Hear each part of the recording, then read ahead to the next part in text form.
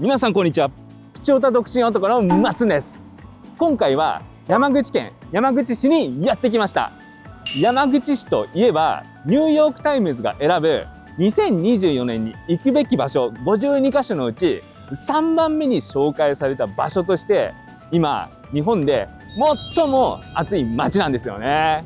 山口市が選ばれた理由は観光郊外に悩まされることなく日本の文化をたっぷりと味わえるコンパクトな都市だからだそうですね。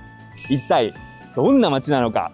今回はニューヨークタイムズで紹介されている場所を中心に巡っていきながらしっかりと魅力を伝えたいと思うので、一緒に山口市の雰囲気を楽しみましょう。新横浜駅から朝6時半出発の始発の新幹線に乗って10時半に新山口駅に到着しました。いやー、結構な長旅だったけど新幹線の中だと気兼ねなく爆睡できるからいいですよね。今回の山口県の旅はレンタカーで移動しようと思うので、早速レンタカーを借りに行きましょう。新山口駅周辺にはたくさんのレンタカー屋さんがあるんですけど、今回私は日産レンタカーで車を借りました。安さ重視ならガッツレンタカーなど選べる幅も広いので、山口県に来るときはいろいろと調べてみてください。まず最初にやってきた場所は国宝瑠璃光寺五重塔です。瑠璃光寺五重塔は日本の三名塔の一つというふうに言われていて、山口市のシンボルでもありますなんですけどね、現在令和の大改修中ということでその姿を見ることができないんですよね。ニューヨークタイムズに紹介されたこのタイミングでタイミング悪すぎでしょっつってとはいえ工事中ならではの楽しみ方もあるそうなので、早速境内を歩いてみたいと思います。境内に入ると早速日本の歴史公園100選香山公園って文字が見えますね。お寺は目の前に見える山門より先っぽいので、今歩いてる場所は公園の敷地内ってことになるんでしょうか。そして右手には噂の五重塔がそびえ立っています。これでもかっていうぐらい五重塔の外観が見えない徹底ぶり。残念だけど2026年3月をめどに復元を目指しているそうなので、とりあえず五重塔の近くまで行ってみましょうか。瑠璃光寺の五重塔は全国に現存する五重塔のうち10番目に古くて、しかも檜皮葺き屋根の五重塔は全国に4基しかないということで、日本三名塔の一つとして親しまれています。それにしても道がめちゃくちゃおしゃれだな。道の右手には室町時代に活躍した水墨画家の雪舟さんの銅像も置いてありますね。左手には日本庭園の雰囲気がある池があるんですけど、もしも五重塔が見えてたら池と五重塔のコラボレーションが絵になりそうですよね。惜しい。その姿を見たかったですね。というわけで五重塔の目の前にやってきたわけなんですけど、想像通り完全に工事中の壁で覆われちゃってますね。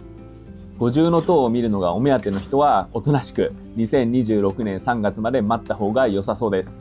さて、山門に続く道を歩いていきましょうか。一応先ほどの道以外にも五重塔の近くに行ける道があるんですけど、やっぱり閉鎖されていました。ただ工事中の壁には五重塔の歴史についていろいろと書かれてますね。とりあえず何とも言えないゆるキャラが可愛いな。なるほど、五重塔は大内さんとの関係が深いってことね。その大内さんっていうのは室町時代に山口を牛耳ってた武士の家系ってことですね。五重塔を見ることはできないけどいろいろと勉強になって、これはこれで面白いですね。しかも絵がキモ可愛いってところがポイント高いですわ。じゃあここからは瑠璃光寺の境内の中を散策してみましょうか。いかにも昔ながらの佇まいをした門が風情があっていいですね。門の柱にはしっかりと瑠璃光禅師って札が掲げられています。そして境内に入ると目の前には本堂が、左側にはお地蔵さんかな。そして右側にはなんと五重塔が置いてあるじゃないですか。随分と小さいけど、この像は本物の五重塔の何分の何のスケールなんでしょうか。小さいけどかなり繊細に作られているので、これなら令和の大改修中に来ても問題ないですね。次は目の前に見える本堂の方に歩いてみましょう。本堂の目の前にはしっかりと浄香炉が置かれていたので、しっかりと煙を浴びまくっておきました。瑠璃光寺は大内文化を伝える寺院です。その歴史は少し複雑なんですけど、大内義弘が光寂寺を建立したんですけど、お寺を萩の方に移動させたので、その跡地として1690年に瑠璃光寺が建てられたそうですね。そして本堂の隣には改装中期間にしか見ることのできない、普段は五重塔の中に安置されている大内義弘公入道座像と阿弥陀如来像を見ることができます。私も入ろうかなって思ったんですけど、1000円はちょっと高いな。しかも動画撮影もできなそうだったので、今回は紹介だけにさせてもらいます。一応メインどころの紹介は終わったんですけど、他の見どころも紹介したいと思います。まずは本堂の目の前にある水かけ地蔵。お地蔵さんの頭に水をかけて撫でるとボケ防止ができるそうなので、気持ちを込めて撫でまくってあげましょう。その後ろには地足の蝶々鉢があります。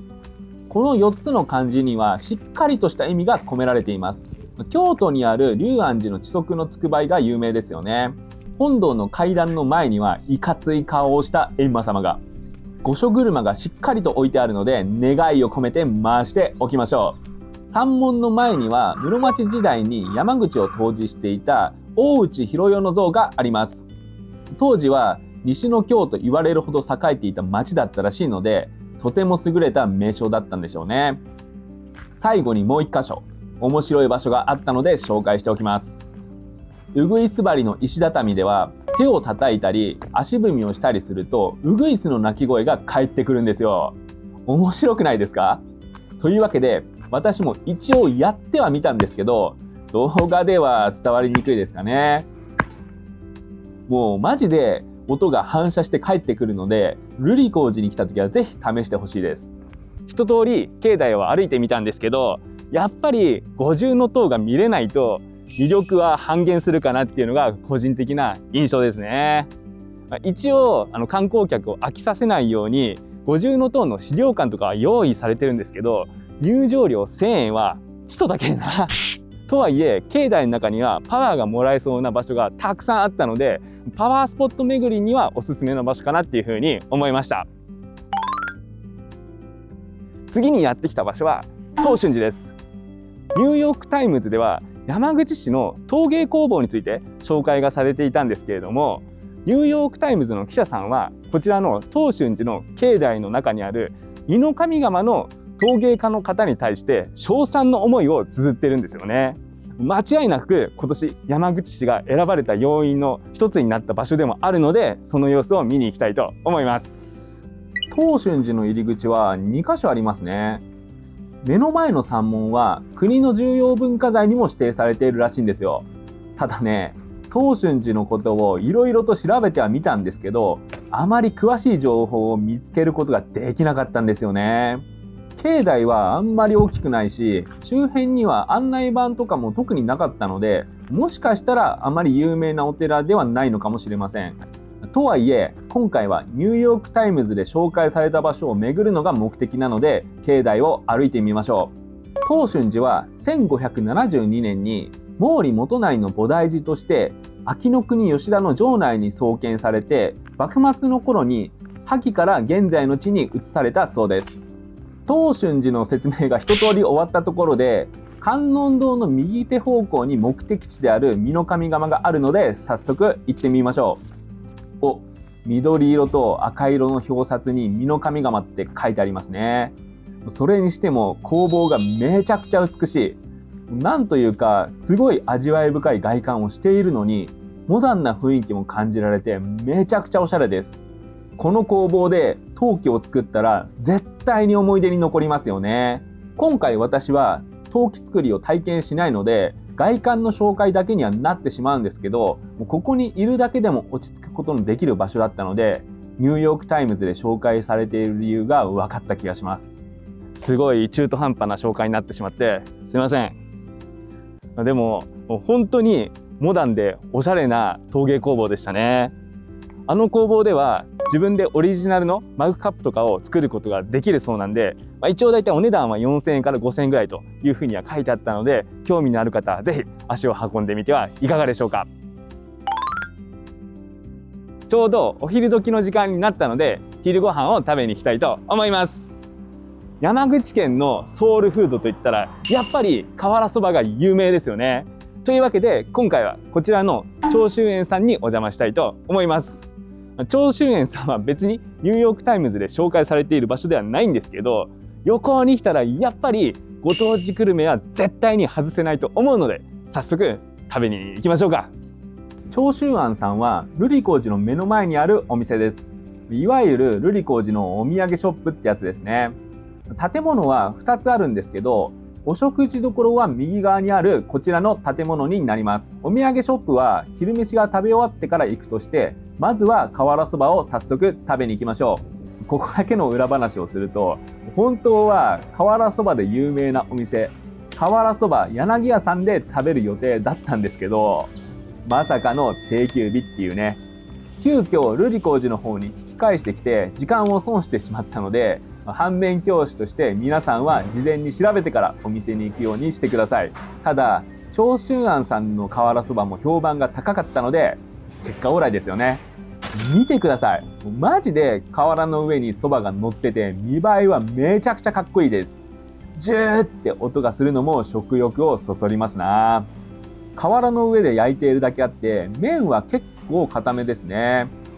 それじゃあ早速いただきます。めちゃくちゃうまい。これは完全に和風焼きそばですわ。山口県のソウルフードと言われるだけのことはあります。山口県に来た時はぜひ一度は食べてほしいと思える美味しさでした。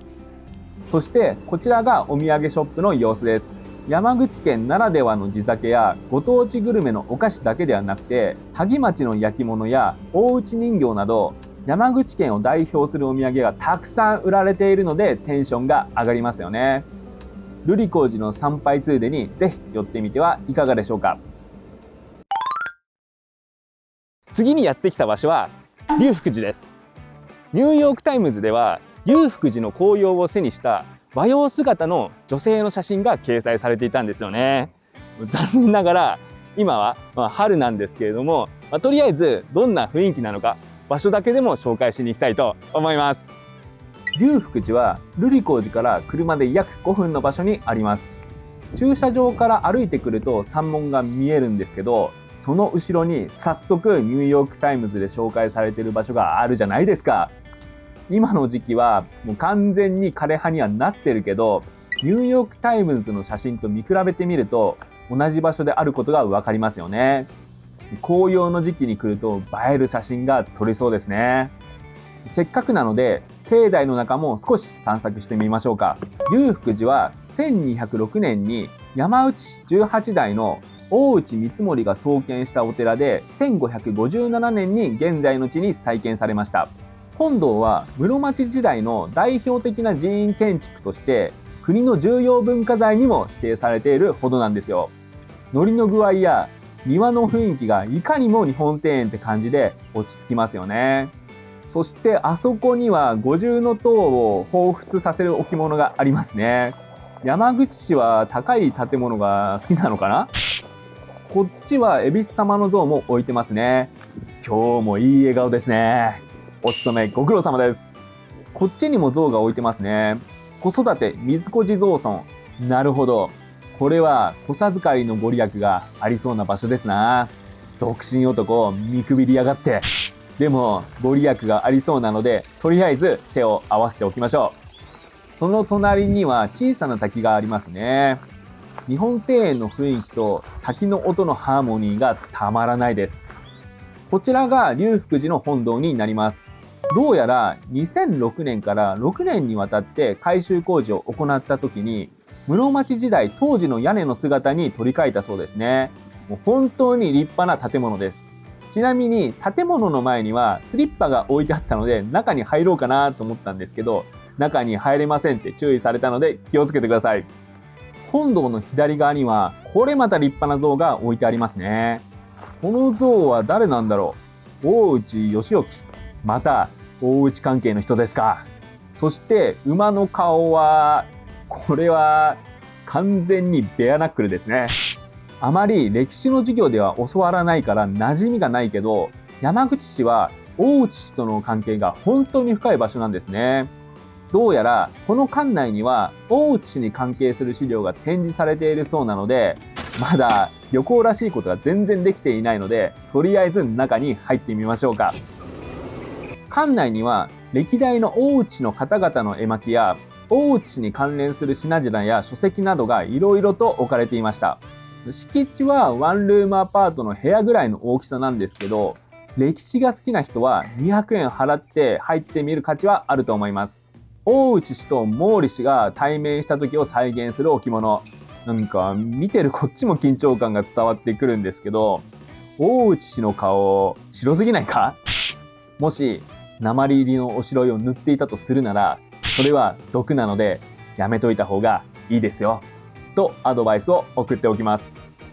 こじんまりとした場所ではあるんですけど、本当に観光客も少なくて、日本の歴史的な建造物も楽しむことができるので、ゆったりと観光をする分には寄ってみてもいい場所なのかなっていうふうに思いました。ここからは山口市の中心部分でもある商店街を散策していきたいと思います。ニューヨークタイムズではこの商店街にあるいくつかのお店が紹介されていたので、それらのお店を巡りながら食べ歩きでもできたらいいなというふうに思っています。山口駅は JR 西日本山口線の駅で、県庁から最も近い駅で山口県を代表する駅と言われています。駅舎の前には山口県を代表する置物が置かれていて、いかにも旅行地って感じがしますよね。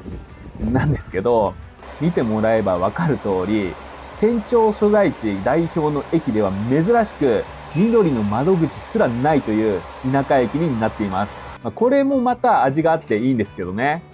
駅前もはっきり言って栄えてるとは言いにくいですよね。これには理由があって、あえて高い建物を建てていないことで地方都市独特の美しい景観を守っているんだとか、そういう心遣いがニューヨークタイムズに選ばれた要因なんでしょうね。山口駅から8分ほど歩くと山口市中心商店街に到着します。あの球体みたいなオブジェは何なんだろうか。商店街の雰囲気とのアンマッチさに心が躍りますよね。というわけでニューヨークタイムズでも紹介されていた商店街を早速歩いてみましょうか。商店街の距離は結構長そうですね。右も左もアーケード商店街になっているのは天気に左右されないので少し嬉しいかもです。とりあえず右の方がお店が多そうだったので、まずはこっちを歩いてみたいと思います。今の時間は土平日の14時くらいなんですけど、平日だと人混みはこんなもんなんでしょうか。正直賑わってるとは言い難いですよね。ただこの商店街では毎年7月20日から27日の期間に600年以上続く伝統のあるお祭り、山口祇園祭が開催されています。このお祭りについてニューヨークタイムズでも紹介されていたので、興味のある方はお祭りの期間に来るとより一層楽しめると思います。お店も昔ながらのお店って感じなので、外国人観光客の方には受けるかもしれませんね。暖房用品と刃物の専門店、これぞ商店街にあるお店って感じがしてぬくもりは感じます。ただ本当に特別何か特徴があるわけじゃないし、シャッターが閉まってるお店も多いし、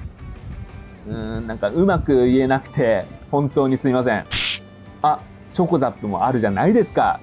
しっかりと今時のお店もあるんですね。コストスマーケットもあるじゃないですか。ちなみにコストスマーケットって行ったことがないんですけど、コストコの何かが売られているお店なんですかね。その隣には北九州を代表する百貨店の井筒屋さんもありますね。こうやって散策してみるといろいろなお店があって意外と楽しいですよね。商店街の様子も紹介したことだし、ニューヨークタイムズで紹介されていたお店を巡ってみましょうか。まず最初に向かうニューヨークタイムズで紹介されていたお店は商店街から一本外れた道にあります。路地裏みたいなところに出ちゃったけど大丈夫かとは思いつつも、このまま奥まで歩いてみましょう。そして見えてきました。ニューヨークタイムズで紹介された1つ目のお店、勘太郎おでんさんです。看板メニューはおでんらしいんですけど、おでんを食べることができるのは10月から4月までの間だけなので、夏場に来るときは気をつけてください。2つ目のお店はこの路地をさらに奥に行ったところにあるらしいです。裏路地とは言っても結構おしゃれなお店がいろいろありますよね。逆によくぞこのお店を見つけたよなってニューヨークタイムズの取材力には驚かされますよね。私は Google マップを頼ってもお店の位置がわからなくて、この裏路地を3周くらいうろうろしましたからね。この道を曲がったところにあるのがニューヨークタイムズで紹介された2つ目のお店、原口コーヒーさんです。1杯ずつじっとりとネルドリップで入れたコーヒーが味わえる喫茶店だとか、隠れ家的な喫茶店が好きな人には刺さりそうなお店ですよね。続いて3つ目のお店は先ほど商店街から路地裏に入るときに曲がった角にあります。商店街に生けす、しかも生けすの中には大量の牡蠣が入ってるし、めちゃくちゃ美味しそう。まあ今回は山口県とはあんまり関係がないので食べないんですけどね。このお店の反対側にニューヨークタイムズで紹介された3つ目のお店、ログコーヒーロースターさんがあります。少し歩き疲れたので今回はこのお店でコーヒーでも飲みながら一休憩でもしましょうか。それにしても昔ながらの商店街に反してすごいおしゃれなカフェですよね。今回私は瀬戸内レモンのパウンドケーキとエチオピア豆のコーヒーを注文しました。店員さんにコクの深いコーヒーをくださいって注文したら、このコーヒーがいいと思いますって優しく教えてくれたんですよ。店員さんありがとうございます。これぞまさに優雅なランチタイム。パウンドケーキはレモンの甘酸っぱい風味としっとりとした食感でめちゃくちゃ美味しい。コーヒーも丁寧にドリップされたのが伝わってきて美味しかったです。おしゃれな空間で休憩したいという人はぜひ寄ってみてください。続いて4つ目のお店を目指すために商店街の左側の方を歩いていきましょう。レノファ山口 FC のお店。サッカーはあんまり詳しくないんですけど J リーグに所属しているチームってことですよね。商店街左側の方はシャッターが閉まっているお店も多いけど、おしゃれなお店も結構多いですね。洋服のセレクトショップみたいなお店もありますからね。あ、独身ぼっちの俺の天敵に出くわしてしまったぜ。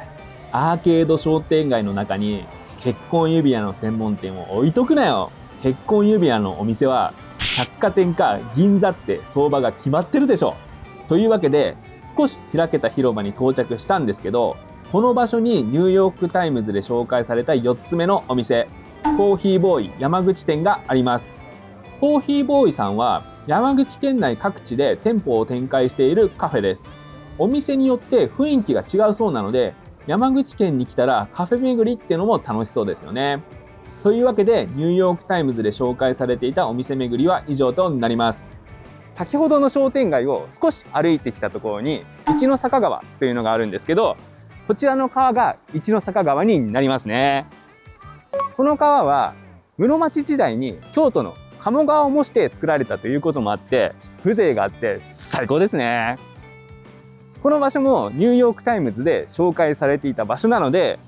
この川沿いをとりあえず歩いてみたいと思います。さすがは京都の鴨川を模して作られているだけあって日本の昔ながらの雰囲気のある道ですね。鴨川ほどの規模ではないけど観光客は少ないし、今日の雰囲気も十分味わえるし、ゆったりと観光するにはもってこいの場所だと思います。しかも一の坂川は橋の下に降りることもできるんですよ。せっかくなので川のすぐそばを歩いてみようと思うんですけど、ここでは夏になるとなんとゲンジホタルを見ることができるらしいんですよね。昔は私の地元でもホタルを見ることができたんですけど、今となっては自然のホタルを見ることのできる機会ってめったになくなりましたよね。雰囲気もいいし、ホタルを見に来るだけでもここに来る価値があるかもしれません。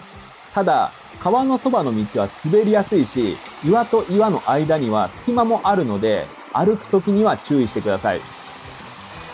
この目の前に見える橋も周囲の景観に溶け込んでていい感じですね。歩行者しか歩くことができなそうだし、これは風情を感じます。夏の夜にこの橋の上から川を眺めると、ゲンジホタルの光が合わさって幻想的な景色を楽しめるんだろうな。最後にニューヨークタイムズの記者さんが訪れたお店、お茶の公設園にお邪魔したいと思います。ソフトクリーム、パフェ、抹茶ティー、メニューの種類が豊富なのも最高だけど、お店の景観も今日の雰囲気を感じることができて最高ですわ。ニューヨークタイムズの記者さんはわらび餅入りの煎茶ラテの方を注文したらしいんですけど、私はわらび餅入りのこちらのグリーンティーラテの方を注文しました。ちなみに私以外みんなアイスを頼んでましたね。もうね、色合いからしてめちゃくちゃ美味しそう。というわけで早速飲んでみたいと思います。うまい。甘いっすね。抹茶の渋みと甘さがすごい絡み合ってて、しかもそこにわらび餅のプルンプルンな食感が入ってくるのにめちゃくちゃ美味しいです。タピオカとはまた違って、普通になんかわらび餅の抹茶味を食べてるような感覚で飲むことができるので、もう和風デザートが好きな人はぜひ足を運んでみてはいかがでしょうか。昔ながらの商店街って感じで雰囲気があっていいですよね。ニューヨークタイムズで紹介されたような隠れた名店が多いイメージの商店街だったと思います。ニューヨークタイムズで紹介されたことを機に、もっと観光客の方で盛り上がってくれると嬉しいですよね。次にやってきた場所は湯田温泉駅です。湯田温泉もニューヨークタイムズで紹介されていた場所ではあるんですけど、実はですね、個人的に他に行きたい場所がありまして、今回は駅前の風景だけの紹介にさせてもらいます。すいません。湯田温泉駅は山口駅の隣にあります。温泉街までは駅から歩いて10分程度で行くことができます。湯田温泉といったら白虎伝説が有名なのはご存知でしょうか。駅前にはこんなに大きな白狐さんの像が設置されてますからね。下から見上げると可愛いんだけど絶妙に不気味な感じがしますよね。どうやら湯田温泉の発祥はこの白虎と関係があるんだとか。怪我した白虎が傷ついた足を毎晩池の中につけていたことから、池の水を確かめてみると温かいではないですか。そこでさらに深く掘ってみると大量の湯が湧き出したという伝承から、湯田温泉は白虎の湯とも言われています。駅前には足湯スペースがあって誰でも無料で浸かることができます。そしてこのポスト可愛すぎませんか。湯田温泉に来たらぜひ写真撮影してほしいポイントの一つですよね。とりあえず駅の待合室にも入ってみましょうか。湯田温泉は完全な無人駅になっていて、電車の本数も1時間に 1,2 本だったので、電車で来るときは時間に気をつけた方が良さそうです。たまたま電車が発車する瞬間を撮影することができたんですけど、あれはディーゼル車ですね。とても味わいのある電車で癒されますな。いつかあんな電車に乗ってのんびりと旅がしてみたい。今回最後にやってきた場所は秋吉堂です。秋吉堂はニューヨークタイムズとは全く関係ない場所なんですけれども、個人的にめちゃくちゃ気になっていた場所なので、山口県の旅1日目を締めくくる場所として楽しんでいきたいと思います。どうやら日本最大級の鍾乳洞らしいんですけれど、俺だって奥多摩の日原鍾乳洞に何度も行ったことがあるから、ちょっとじゃ驚かないですからね。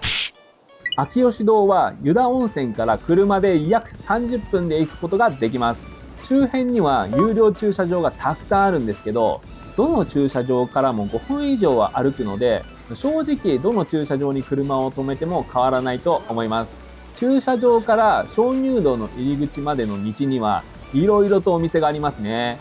というわけで秋吉堂に入るために入場券を購入してきます。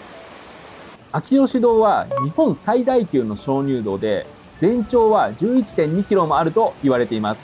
とは言っても一般観光客が見ることのできる場所はせいぜい1キロくらいなので安心してください。おお、あのホラー穴が鍾乳洞の入り口ってわけですね。めちゃくちゃでかい。そしてその下に流れる川の色の水がコバルトブルーで美しすぎだわ。早速入ってみたいと思うんですけど、入り口には身代わり観音。これは鍾乳洞の中は危険だということを暗示しているんでしょうか。確かに中はかなり暗いので気をつけて歩かないと足を滑らしそうですからね。来るときは滑りにくい靴で来ることをお勧めします。とりあえず道なりに歩いていこうとは思うんですけど、鍾乳洞でかすぎないか。大きさだけなら立派な鍾乳洞の規模とは比較にならないですね。これが日本最大級の実力ってやつか。いやー、驚いた。しかも気温もあんまり寒くないのでありがたい。鍾乳洞はおそらく石灰石がメインだと思うんですけど、天井を見上げると表面が美しいですよね。なんとなくディズニーランドのアトラクションを歩いてる気分になりますね。入り口からしばらく歩いてくると、一つ目の見どころポイントである百枚皿が見えてきました。すげえ。まさに鍾乳洞の中に棚田がある感じ。これは圧巻の光景だわ。百枚皿はこのように大小の皿の形をした鍾乳石が500枚以上もあるんですって。大自然の力に驚きを隠せません。百枚皿から少し歩いてくると、2つ目の見どころポイントである光陵が見えてきました。この形、何か見覚えがありませんか？完全に富士山ですよね。富士山の形に似ていることから、洞内富士とも言われているそうですね。まさか鍾乳洞の中で富士山が見れるとは驚いた。そして石灰石に触れることもできます。触った手の匂いを嗅いだら臭かったので、触ることはあまりお勧めしません。今度はなんだ？大松茸？これもしかしてグロ映像になってないですか？松茸というよりはバイオハザードとかでよく見かける敵に見えますよね。続いては3つ目の見どころのポイントであるちまちだが見えてきました。先ほどの百枚皿と似てるけど、ちまちだの方は平地に棚田がある感じですね。これまたダイナミックで美しい。続いて4つ目の見どころポイントである傘尽くしです。もう本当に石柱の大きさに驚かされます。ちなみに私は最初見た時に大量のコウモリがいると思ってビビって逃げ出しそうになりました。その隣には大黒柱。石柱が床と天井でつながってるよ。これも膨大な時間を費やして形成されたんでしょうね。続いては唐滝です。ちなみに私は大量のアルマジロがいると思ってビビって逃げ出しそうになりましたね。さっきから生き物シリーズで申し訳ないんですけど、遠目から見たら皆さんも鍾乳石の一つ一つが生き物に見えますよね。歩いて15分程度でようやく鍾乳洞の折り返し地点に到着したっぽいです。じゃあ疲れたのでエレベーターで地上に戻るとしますか。あ、エレベーターの運転が終了してやがる。わかりましたよ。奥の奥まで鍾乳洞を紹介してやろうじゃないの。というわけで5つ目の見どころポイントである黄金柱が見えてきました。マジででかすぎ。それもそのはず。高さはなんと15メートル、幅は4メートルもある巨大な石灰化柱で、秋吉堂のシンボルとも言われています。数万年もかけてこの大きさまで成長したんだとか。大きさも驚きだけど、レースのような模様になってて外観が美しいのも驚きですよね。やっべ、さっきから驚いてばかりだな。さらに奥の方に歩いていこうと思うんですけど、ここからは道幅が少し狭くなります。ようやく俺が知ってる鍾乳洞っぽさが出てきてワクワクしてきますね。そんな俺の前に現れたのが竜の置物ではなくて、これもまた鍾乳石で自然の力で形成されているらしいですね。どこかの神社に設置されていてもおかしくない姿で驚きですわ。続いてはクラゲの滝登り。確かにクラゲが泳いでるように見えますね。これまた美しくて目を奪われてしまいます。続いてはマリア観音。これも自然の力で形成された鍾乳石なんですけど、どこからどう見てもマリア像にしか見えねえ。セイントセイヤに出てきそうな雰囲気ありますからね。というわけで、秋吉島の一番奥に到着しました。もう本当に驚きの連発で、マジで楽しい時間を過ごすことができる観光スポットでした。じゃあ、俺はこれからまた来た道を戻ります。キチーというわけで、ニューヨークタイムズが選んだ街、山口県山口市の観光スポット紹介は以上となります。最後に訪れた秋吉堂に関しては、どの風景もすごすぎて圧巻の一言でした。これが三大鍾乳洞っていうやつですか。もうただただ驚きの連続でマジで感動しました。続いて山口市に関してなんですけど、ここからは一個人の意見として聞いてほしいんですけど、確かにニューヨークタイムズが紹介している通り、観光客が少なくて観光郊外に悩まされることなく、ゆったりと日本の風情を楽しむことができると思います。ただぶっちゃけ山口市を目的に旅行に来る必要はわざわざないのかなっていうのが個人的な感想でした。ただ外国人観光客とかは日本の文化とか雰囲気をゆったりと楽しむことができると思うので、来る価値はあるのかなって思います。それに世界的に有名なニューヨークタイムズが推している街なので、興味のある方はぜひ足を運んでみてはいかがでしょうか。というわけで、もしこの動画が少しでも面白いと思っていただけたら、チャンネル登録とグッドボタンの方ぜひよろしくお願いします。今回も動画をご視聴いただきありがとうございました。